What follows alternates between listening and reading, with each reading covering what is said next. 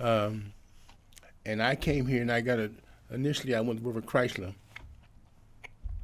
And I was asked to leave Chrysler because, again, I started a demonstration at the Mack Avenue stamping plant because at that time Chrysler was making a special car that they made in their plant in South Africa. And I came across, I'm walking in the plant one day. I'm working there, once again, part of my job in personnel management. And I see a great big sign advertising this station wagon being made and sold in South Africa. I said, oh no, I'm not going to deal with that. So I took the signs down. Mm-hmm. These are the company signs. Mm-hmm. They come, what are you doing taking the sign? I said, man, that's advertising cars in South Africa. I said, I'm not going to be supporting apartheid. Well, I wasn't going to be there but so long after that. So. All right, so the tonality of being aware of what was happening with apartheid at the time, right, was very progressive of you. Yes. So how did you even get that information? And furthermore, how did you share that information with everybody else, and what was their response to it?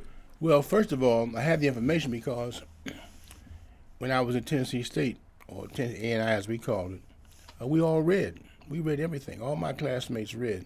They read political stuff. They read stuff going on around the world. We were knowledgeable about what's going on in South Africa, in Palestine. We educated each other. Mm-hmm. We had student groups. In fact, we had one group that was where our advisor was the great author John O. Killens. I was in school at the time with Nikki Giovanni because she was at Fisk. So we were part of the same little youth group he put together. And so we were educating each other about what was going on. So I knew I was conscious of the world. Plus, I was, for the time, I was extremely well read. So I came here, had the understanding of what apartheid was. Right, total. And you knew the way that Chrysler was supporting this and exploiting it. Right. And with that, you did something that I think even to this day, like having a standard and taking an action that many people wouldn't, because not only were you probably, as they say, getting paid in the shade, you were a chosen one of the black people. Yeah, I was well paid for. Now, when I say well paid, I made $7,500 a year, but that was for a young man. That was good. In the time being, I don't know the equivalency. I would almost have to pull out my finance calculator. But I have no idea. Let's say back then a brand new car probably would cost you how much? Might have been $4,003 something. I don't remember that. So, but the to risk that, and you were chosen in this program where to be put into a management position, right, in a big. Well, then it was a Big Four auto. Right. That's unprecedented as a black man. Well, my job was unprecedented, mm-hmm. the job I had. But see, on the other hand, my father was a union organizer. My father worked for the Transport Workers Union of the United States, mm-hmm. Organizing workers in New York, subway system. And then there was my Aunt Dorothy, Dorothy Height. My aunt, Evelyn, was married to Floyd McKissick, who at that time was the head of CORE. Mm-hmm. So I came with lots of knowledge and experience, Plus I grew up in Harlem.